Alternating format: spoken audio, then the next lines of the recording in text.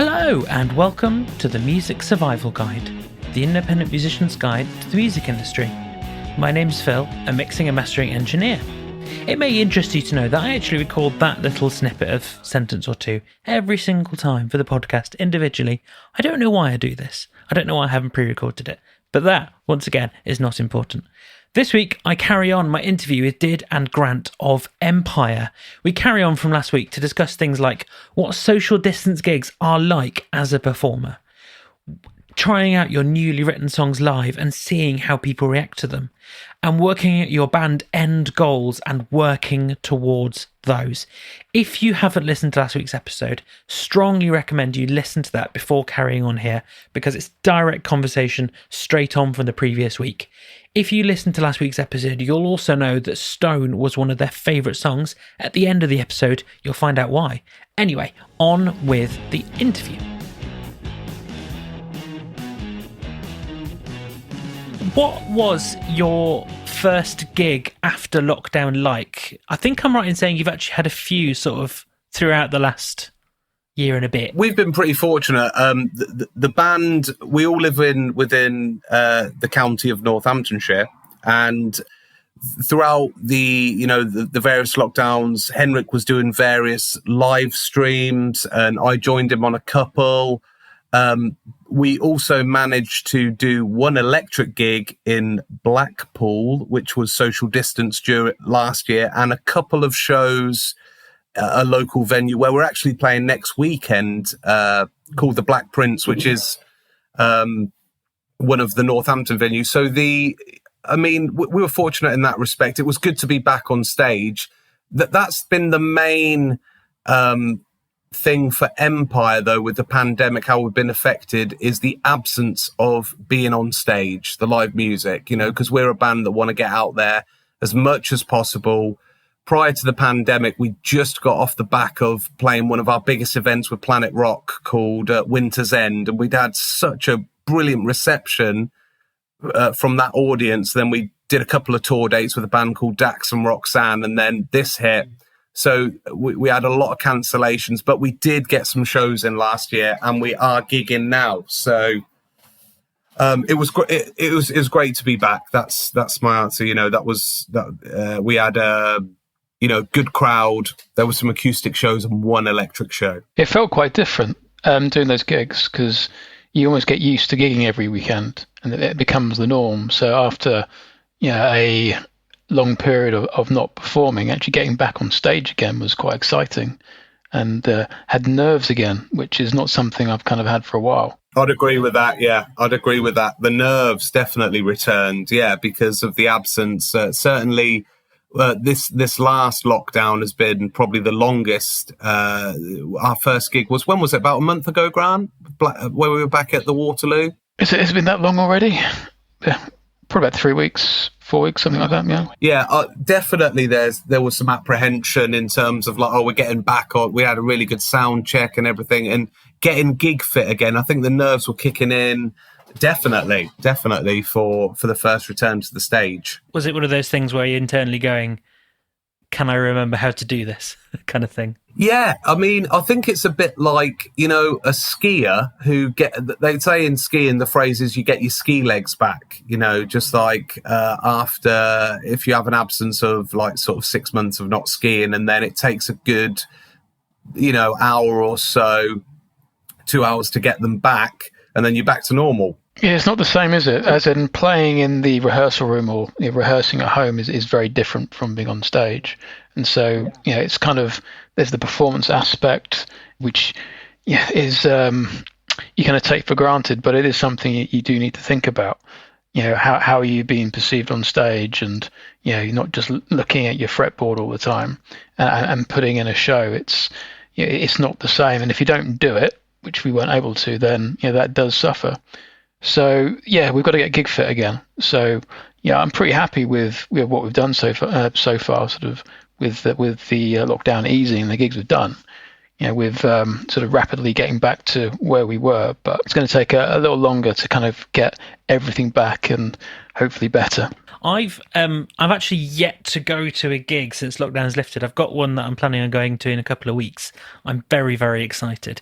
But I guess a question I've got is, what's it like as a performer when you're in a venue and everyone's sat down and maybe they're at tables as well, which is a very different experience to a quote unquote normal gig a year and a bit ago? It does feel different. It does feel limited.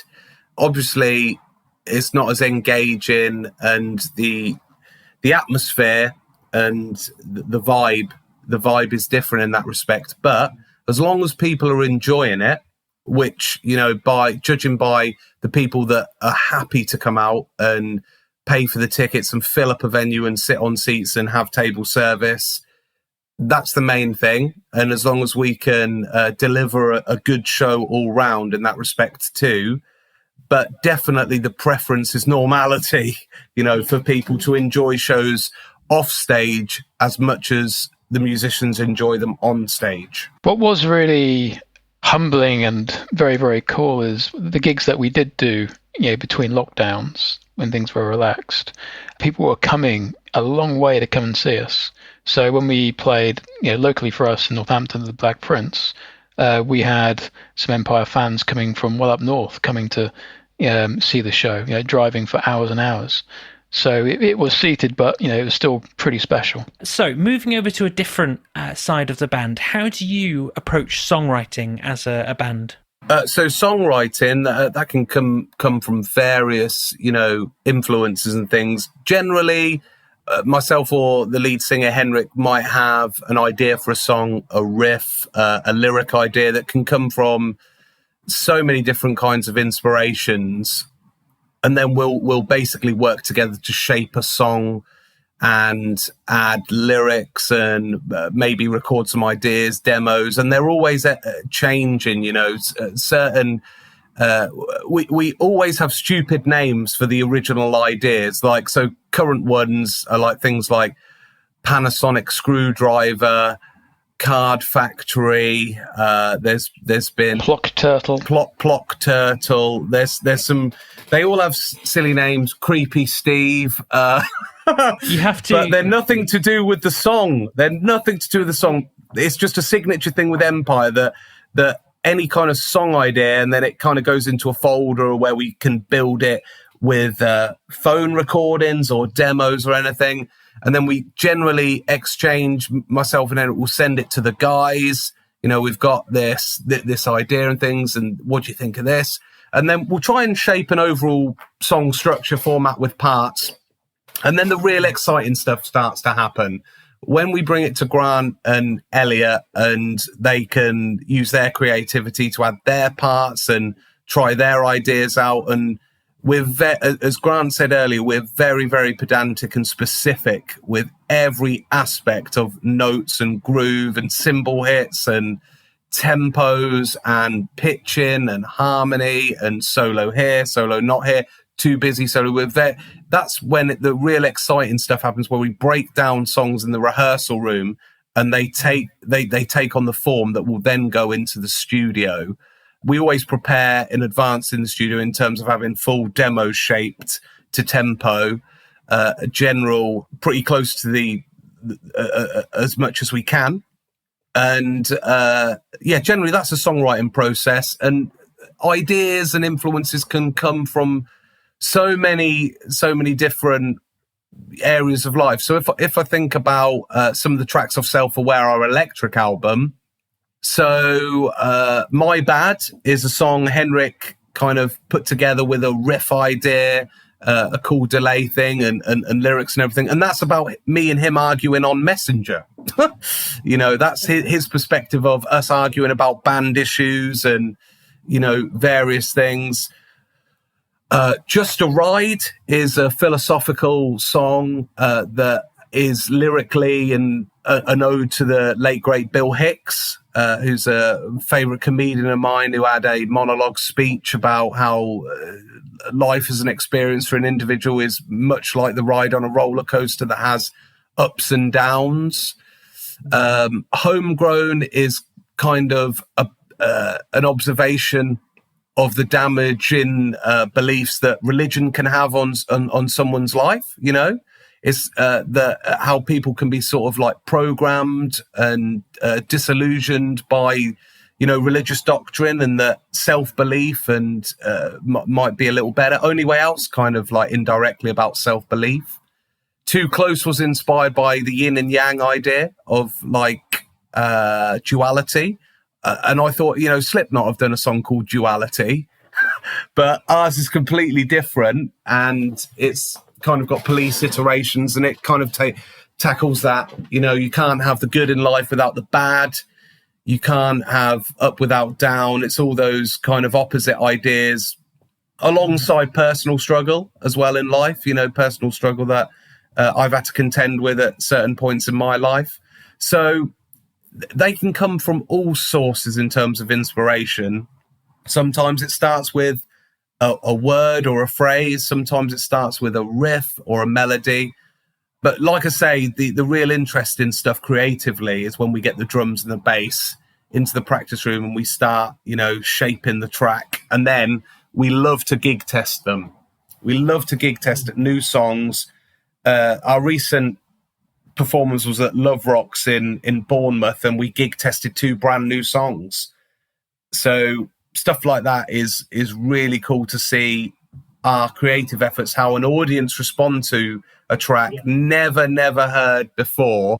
And that's generally it, Phil. I think that gives you a bit of an overview. I think it's something that a lot of bands really underestimate, is that gigging experience, because how a song plays in the rehearsal room or even on the computer if you're demoing it is very different to live, because you might want some parts where you can have, say, the audience chanting along or whatever it is, and you're right, you don't know if that's going to work until you actually go out there and try it.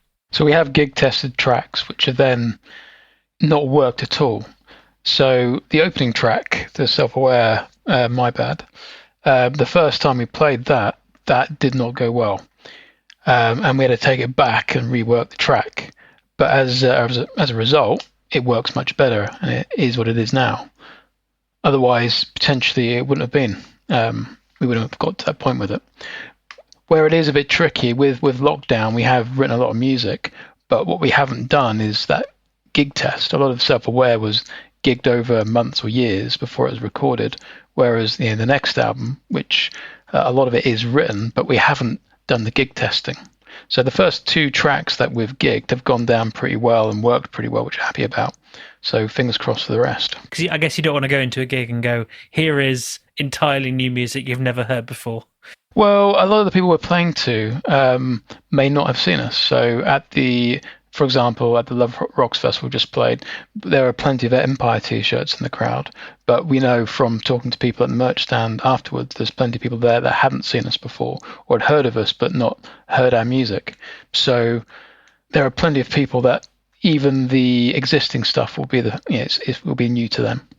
So not too worried about that. You mentioned the idea of going into the studio and recording. How do you record yourselves? Do you go kind of DIY, or do you go into the studio, or is it kind of blend of those approaches? Well, the demos are recorded in home studios, and over lockdown, we've all had to kind of adapt and build our own little home studios to then work together and collaborate on tracks. So we'll get demos done up to a pretty reasonable standard, which then go to our producer before we get into the studio.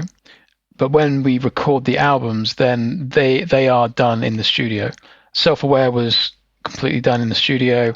The Other Side was mostly done in the studio. I think there was some on-location piano stuff recorded. And my bass parts, we did at Henrik's, straight into DI. But apart from that, it was all done in the studio. Is there any reason why that is your primary choice of location to record?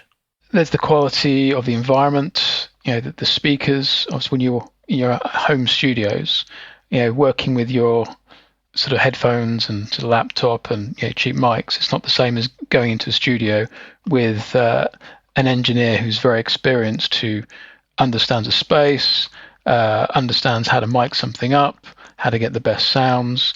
The engineer also acts, Neil, that part, acts as a sort of producer as well. So he's kind of, when you're going through that process, almost like a member of the band. It's important, it's for consistency. It's also a space where you can be loud. Exactly. Yeah, that's true. It's a big advantage that you don't have to find creative ways to record things like drums. You can just do it wherever in the studio. But yeah, recording drums is quite the art. So it's not a case of sticking in a room mic. You've got to know where to position them, and also tuning and having access to. In studios as well, they'll typically have quite a lot of equipment. So while our drummer will have his own kit and snares on a particular track, there may be actually, a wooden snare here would sound better, or a brass snare or something like that. So it's also a space where you can be really creative, isn't it? That you can try some weird and wonderful ideas. Yeah, it's a science laboratory. The studio is particularly as well for like recording guitars. Certain guitars, with like my amp sound on it, but like for doubling, you might want a more aggressive sound, and especially for like capturing pure acoustics with a nice room sound and things. Acoustic guitars can be quite difficult to capture. The classic thing in a studio environment is that the sound of the hand movement on the frets and everything, and you can have like literally to get to the purest, natural room mic sound of capturing an acoustic guitar's tonality, and with the right kind of microphone, the results are just like they're different league in terms of just like recording your acoustic guitar at home. So I think it's the degree of professionalism and the gear available, the environment, and yeah, like you say, that the creativity is like a laboratory. And for like other musicians listening, I think preparation is key. If you can have demos and everything in advance, know your parts, being able to execute them as best as you can, know what kind of sounds you want in your head, and don't be afraid to ask questions, and try and record as if you're playing live to some degree. So try and play with the same conviction and the same attack that you play live, because it is a different experience recording in the studio with the red light going on compared to at the end of a night at a gig when all the adrenaline's there. So if you can try and capture that playing essence with recording, that can certainly make a difference. Well, you need to capture the essence. It's also there's nowhere to hide in the studio. Yeah, if anything is sloppy or not quite right, it's going to be heard. In a live mix, you can get away with quite a lot. Particularly if you're playing sort of heavy, loud tracks. Some sort of loud rock kind of sound. Then there's a lot of room to hide. It doesn't matter if you're a little bit loose or if you don't quite get all the right notes. In the studio, if you're recording, that's going to be recorded and you'll play it back, and there's nowhere to hide. So preparation is absolutely key. Yeah. And the other good thing about a demo when you go into the studio to record the proper thing is if you're doing a recording approach where you do one instrument at a time, it means that the drummer has so much more to listen to of a complete track rather than just a rhythm guitar. Yeah, exactly. Yeah, working with a click in his ear. Yeah, just playing off certain things. It's a real asset. Yes, good point. It makes for much better music at the end of the day, I think. Yeah. So how is the band managed? Do you have a sort of single point person, or do you share out tasks? How do you go about that? We're actually with a company called Rock People Management, RPM, and we've been there with them for a number of years. Terry's the head of that. Terry's got a team. And we've also got Dan alongside us, who's from Earache, ex-Earache Records as well. So he's a really, really good asset. And the kind of the management is they help with the development and growth of the band, as well as the festivals. And then Henrik's sort of a massive asset to the band as well, because he's got a huge business background as well. So he's just really, really intrinsic and clued into the logistics side of things and management and, running a smooth ship. So primarily, we have a management company we work with that's a team, and Henrik alongside of that, who I kind of share responsibilities with.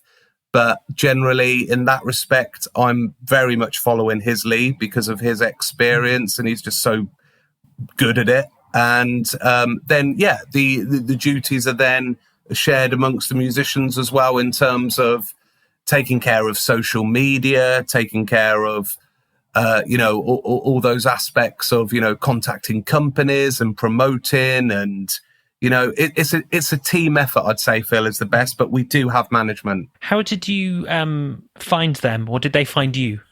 A bit of both, really. We were aware of RPM, and I think what happened was Terry managed to catch one of our early self-made drive videos, which we filmed in a car park in Birmingham. Really, really nice car park. It was actually one of my students' car parks, and I think made the contact there. And then we went up, myself and Henrik went up to Lancaster for a meeting. And at the time, she was just starting off in management. She had a lot of background in the music industry and a lot of European experience, with companies like HRH, and kind of branching off her own as a manager, and was very intrinsic in the success that Massive Wagons have had, because that's her partner's band, and they're now a charting band, and they have played arenas and things. So she also manages us. Nice people to be with, it sounds like to me.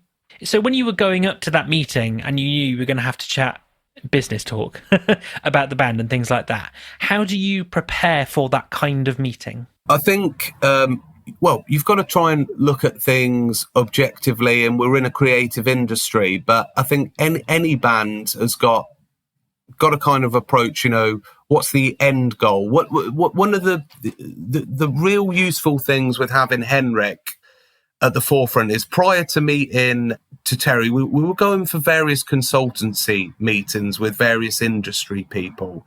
We ended up in London. I think we ended up somewhere south. We ended up somewhere near Manchester, meeting various industry, ex-label people, that had been in the industry for 20 years, PR or current PR people, and current, people working in the music industry. And we managed to meet quite a high profile character that was now independent, and he'd worked with some serious music industry labels at the highest level, but was now kind of independent and working with various companies. He sat us down and he said, "Okay, guys, I've listened to the music. What do you want to do?" He said, I think me and Henrik literally we were still kind of trying to form the band. He said, what's the end goal here? Do you want to record albums? Do you want to be a successful touring band? Do you need a booking agent? What's the end goal? And me and Henrik both agreed that what we wanted to do with Empyre is play the biggest rock festivals, be a part of the lineup in Europe and the UK, be on those big stages, secure those big tour supports, with international bands, and that's the direction we wanted to pursue. So I think for people looking at management, you've got to know kind of what is your goal for the band? What do you want to achieve in the long run? Because if that doesn't marry well with what you want to achieve, you might not need management. If you want to, you might be able to do just as much independently, and in your depending on your goal. So have kind of an idea of a path where you want in the long run for the band to go, and then management can discuss short-term plans and release schedules and things like that, but have an end goal and that's what we're pursuing. We're always chasing that end goal of playing those huge festivals and developing the band to that level. So yeah, just to build on that, it is important to set objectives. So you got to know where you want to get, but also in those sort of short, medium terms, kind of have a list and agree with management, what is it that we want to achieve? Because you need to kind of measure performance against those. And if you're not hitting those objectives, you then got to analyze them. So you've got to, even though we're sort of musicians, you have to think about the business side of things as well. If you're paying management, then you need to make sure that you're getting your money's worth, and it's important that you can measure their performance And also, it's important not just to kind of measure performance, but also if you're not hitting those targets, why aren't you hitting those targets? Is it something in the band that you're not doing? Are you taking the wrong approach? So you've got to be analytical at the same time. I think that's something that a lot of musicians struggle with, unfortunately. So we're an interesting bunch in Empyre. So Henrik comes from sort of a business background. I work as a day job in IT, so I'm used to doing quite a lot of analysis and sort of planning and project management. So you find sort of those elements of what you do in your day job can sort of creep into your music. It's a very handy set of skills, I must say, for a band to have that kind of switched onness to know what you need to know for the business side of the band. Absolutely, yeah. What would you consider is your biggest success as a band so far? Grant, what would you say? The biggest success so far, I think for me, is probably Winter's End. I think that was a culmination of a lot of work, which kind of came together in one really special gig. It's one of those gigs that could have gone either way because of the circumstance. We had illnesses in the band and some accidents and mishaps, before the gig, which put challenges. It may have not even gone ahead, but it went ahead, and it was one of those gigs where it was packed. We got an incredible reception. There were important industry people in the room who saw us for the first time and got what we were trying to do. There was a bit of a buzz going around about that performance. We had a 45-minute queue at the merch stand. We completely sold out of merch, and I think that sent a message. And off the back of that, a lot of doors have kind of opened for us. And so, that's definitely one of the pinnacle moments, I think, for Empyre, and quite a bit of a kind of, there's lots of things that have happened because of that gig. And unfortunately, with lockdown, that's kind of limited what we've been able to do and capitalize. But the doors that have opened haven't closed. So, I think so. Today, I think that's pretty much one of the most important gigs and moments. I'd definitely echo Grant's sentiment on that. Winter's End was definitely one of our best gigs ever with that kind of response and the live sound, and just that the majority of the people in that audience hadn't seen Empyre before, and we got booed at the end because they wanted more, which is always that's always the right way to go. It's difficult for me to reach a summation of like the biggest success of the band because there's been so many high points, so far on this, use the cliche word journey. Just off the top of my head, I mean, we're a rock band that have got to collaborate with Whispering Bob Harris. We've had the opportunity, to record and do a session with that iconic radio presenter, and meeting Bob. He is literally recorded and worked with and interviewed some of the biggest names in the music industry, and just to have that opportunity is a big deal. Other things, we've been fortunate enough to land some unsigned gigs at Arena Birmingham, which is now, I think, World Resorts Arena, opening up on their unsigned stage before the Eagles, the actual Eagles, on playing to all their fans. Same setup, playing to Shine Downs fans, Alter Bridges fans, things like that. Various festival experiences. I mean, stuff like even when we released Self-Aware, we did an album party in London where we hired out the water rats to celebrate it, and we sold that place out and had a coach load of people travel from various parts of the UK down to London, fill up a coach load of people, and just seeing that was kind of like a rock star moment. And there has been so many high points so far. It's always good to reflect on those experiences because it's why we do it. It's why we do it. It's a labor of love. Being a musician is a lot of graft. You've got to really want it. You've got to really want to dedicate yourself to it. And the reward is in those things that you can reflect on and think, yeah, this is why we do it. So there has been, I mean, the UK press response to Self-Aware was a massive highlight, getting the attention from magazines that I read as a kid, going into W.H. Smith, reading magazines, and then seeing the same people talk about our debut album and giving it the thumbs up is just like they're kind of pinch yourself moments, and just also little things like in an audience when after a gig, when somebody comes up to you and they tell you how much a song means to them. We've got one fan that's been to one show. He's been to Winter's End, and over the past year, he's got 2 Empyre tattoos. He's got lyrics I penned in a little room a few years ago, tattooed on him permanently. And he's seen us once, and he's got the Empyre Leon emblem and stuff like that. Is just like that is really unbelievable. So there's long may they continue. Long may they continue. So one of the really cool things for me as well, I've got a couple of young kiddies, is with all the when we're going through the self-aware release, going into a shop and opening up a magazine and there being a picture of me and the rest of the band and the kids seeing their dad in a magazine, well, it was quite special. That reminds me of when your wife was in, I think it might have been a supermarket or a WH Smith, and she flipped the classic rock cover and John Lennon was on the front, and your daughter went, "Dada," and pointed to John Lennon. Basically, anyone with long hair and a beard. He was in the hippie phase. That was the hippie phase of the Beatles. Yeah, that was classic moment. So my last question, it actually links into something you were saying earlier about having plans and thoughts kind of moving forward. What are your goals for the band in the next 6 months to a year or so?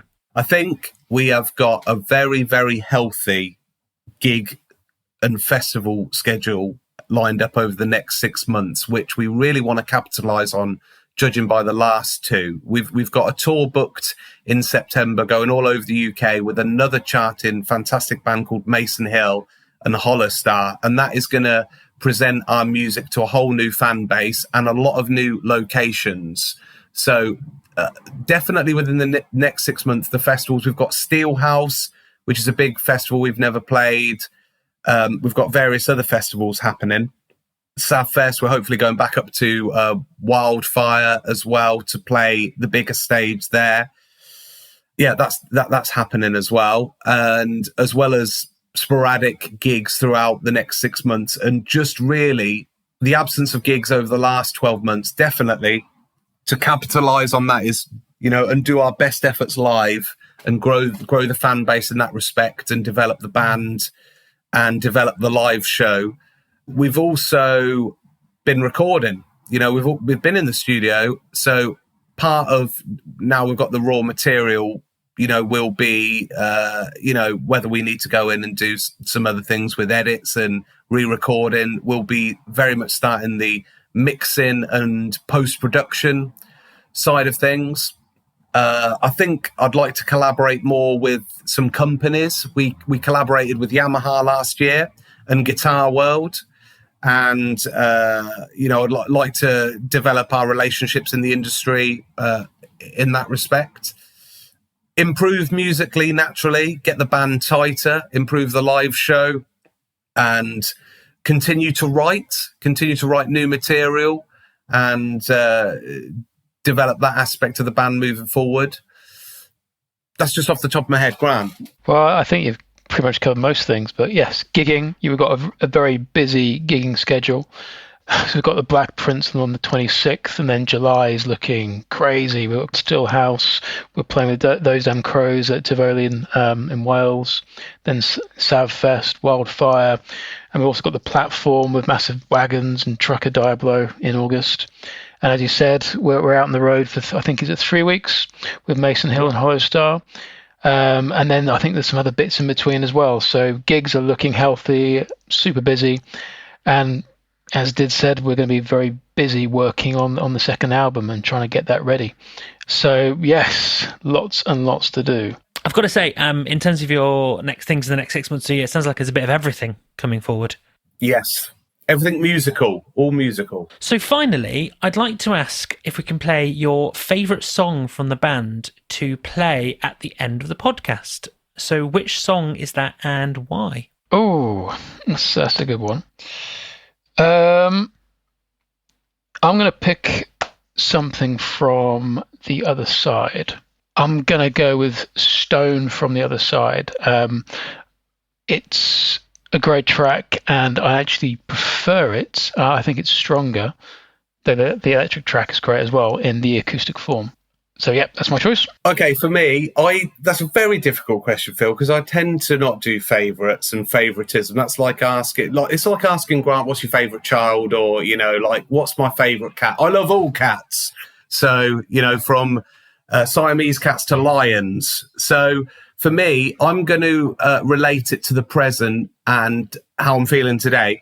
Where we feel equally with Grant, I'm going to select something from the other side. And I had a message through earlier about from the studio where we filmed Only Way Out, and it featured a grand piano by Yamaha, which then led to the collaboration.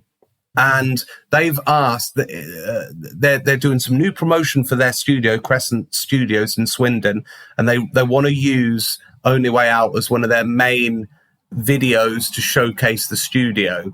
And I said, that's absolutely fine. So I'm going to go with Only Way Out, which you will see, well, you'll hear, but if you want to check out the video, just head to our YouTube channel. You will see in the video one of the best pianos I've played on in my life. And I didn't realize it at the time, but when we researched the piano the day afterwards, we found out the value of it.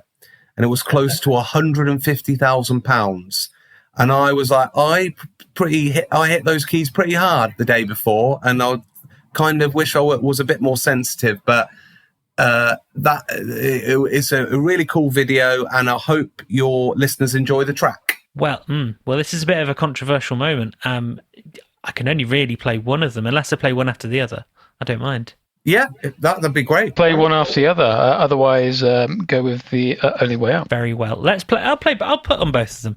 So this is Empyre with The Only Way Out. Guys, it's been really great to talk to you. Thanks for having us, Phil. Great. Thanks for having us. Thank you.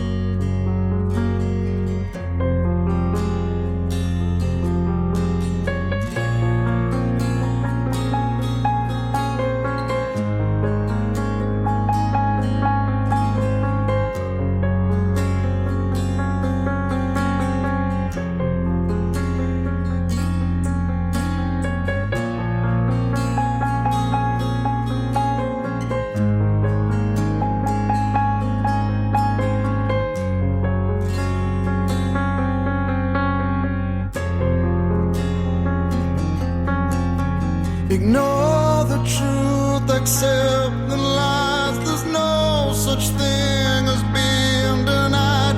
There is no fact to realize. I'm only blinded by my eyes. All beliefs are laid to bear. The worthless values that we share. I try to bail myself again, but there's less each time that I begin. You're the only way out. You're the only way out. Oh,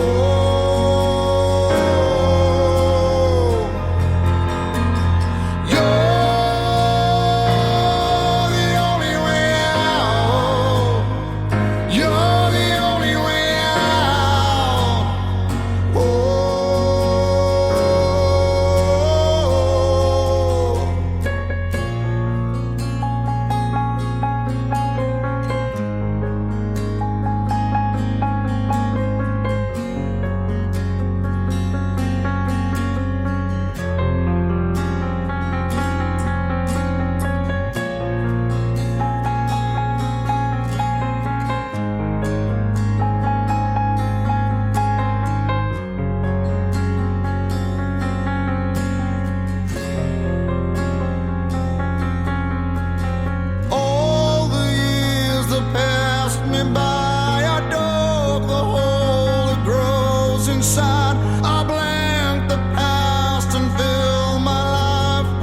small things to hide behind. Now I know I changed my mind. The last reward to realize that only I can change my life. There's just one piece I've left to find.